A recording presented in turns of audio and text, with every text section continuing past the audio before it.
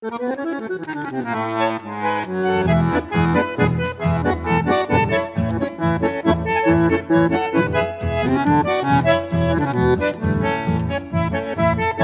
usted, don Francisco Aranda, vaya mi aprecio sincero, porque sos un buen amigo y buen chamamecero.